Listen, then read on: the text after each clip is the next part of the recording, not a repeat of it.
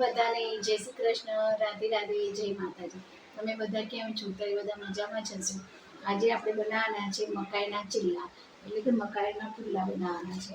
તો આપણે આ મકાઈ છે એ મકાઈ આપણે દાણા કાઢી લીધા છે એના, અને આ દાણા આપણે આમાં નાખી મિક્સરમાં નાખી સોજી અને મકાઈના દાણા એ બંનેના આપણે ચીલા બનાવવાના છે, એટલે કે પુલ્લા બનાવવાના છે, માલપુઆ. તો આપણે આ મકાઈ લઈ લીધી છે, એટલે મકાઈ લઈ લીધી.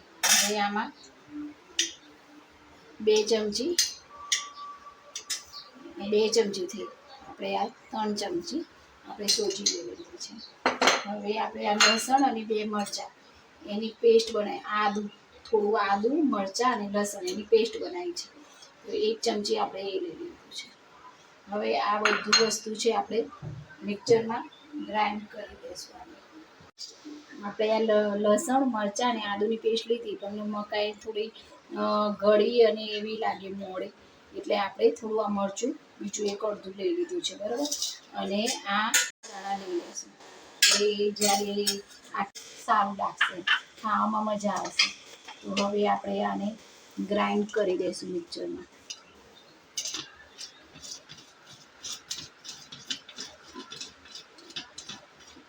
ગ્રાઇન્ડ કરી દઈશું આપણું મિક્સરમાં મકાઈ અને સોજી અને પાણી થોડું રેડી અને મરચું લસણ અને આદુની પેસ્ટ કરી અને આપણે ખીરું બનાવી દીધું છે. હવે આ થોડા બીજા મકાઈના દાણા છે એને પણ આપણે આ ખીરું બનાવી દીધું છે, મકાઈ અને સોજી એમ. હવે આપણે શું કરીશું, આ મકાઈના દાણા આપણે થોડા રાખ્યા હતા, તો એ નાખી દઈશું આપણે મકાઈના દાણા. પછી આ ટામેટાં છે, એક નાનું ટામેટું સમારેલું છે એ નાખી દઈશું આપણે. પછી આ ગાજર એક છે, ચોપિંગ કરી દીધું છે, ચોપિંગમાં એ આપણે નાખી દઈશું, ગાજર નાખી દઈશું. હવે આપણે આ ડુંગળી એ પણ ચોપિંગ બોર્ડમાં ચોપિંગ કરી દીધી છે, 2 ડુંગળી, તો એ ચોપરમાં ચોપિંગ કરી દીધી છે, તો 2 ડુંગળી નાખી દઈશું.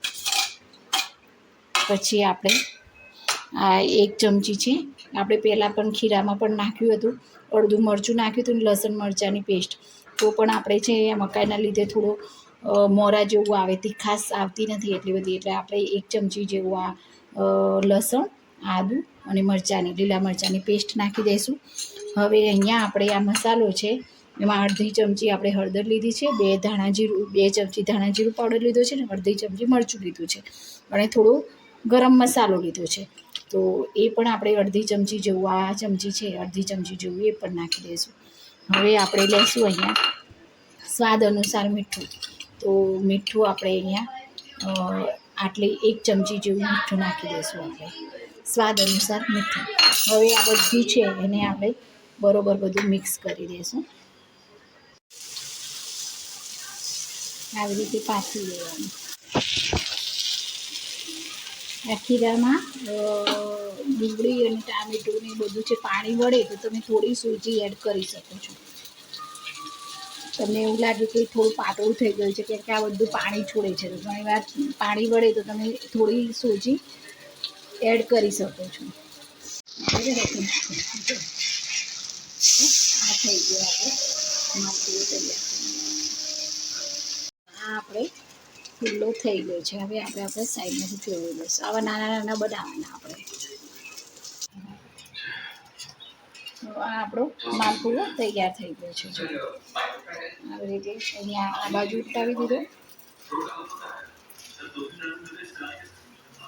આ તમે સોજી અને મકાઈના માલપુઆ તૈયાર છે, ટામેટા સોસ સાથે, ટામેટાની ચટણી સાથે, કોથમીર અને ફુદીનાની ચટણી સાથે, ગમે તે સાથે તમે ખાઈ શકો છો. તો મસ્ત ભાવે છે. એક બાજુ નરમ છે ને આ થોડા ક્રિસ્પી છે, અંદરથી સોફ્ટ છે, અને બહુ સરસ. તમે આ નાસ્તો હેલ્ધી છે, તમે કોઈ બનાવી અને બાળકોને વેકેશનમાં છે તો બહુ મજા આવે એવો નાસ્તો છે. ચોક્કસથી તમે બનાવજો. અને આ વિડીયો તમને સારું લાગે તો ચોક્કસથી લાઈક, શેર અને કોમેન્ટ કરજો. અને વિડીયોના અંતમાં કહેવા માગીશ કે આયુર્વેદ અપનાવો, સ્વદેશી ચીજ વસ્તુ અપનાવો, દરેક જીવ માત્ર હૃદય ભાવ રાખો, ગૌરક્ષા કરો, વ્યસનથી દૂર રહો. આપણા ઘરની સાફ સફાઈ રાખીએ છીએ, આપણે રસ્તાઓની, નદી, સરોવર, તળાવ દરેક જગ્યાએ સાફ સ્વચ્છ આપણા રસ્તાઓ, નદી, તળાવ, સરોવર, દરિયા કિનારે દરેક જગ્યાએ સ્વચ્છતા રાખીએ, જરૂરિયાતમંદ લોકોની સેવા કરીએ અને મદદ કરીએ. અને જય જવાન, જય કિસાન, જય વિજ્ઞાન, જય ગુરુ.